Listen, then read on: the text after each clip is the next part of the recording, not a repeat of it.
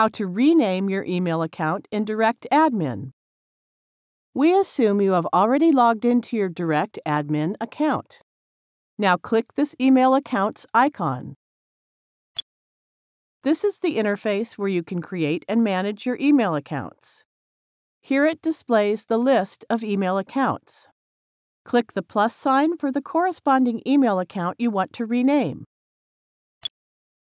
Then click the Change Password Username option. Replace the old username with a new username.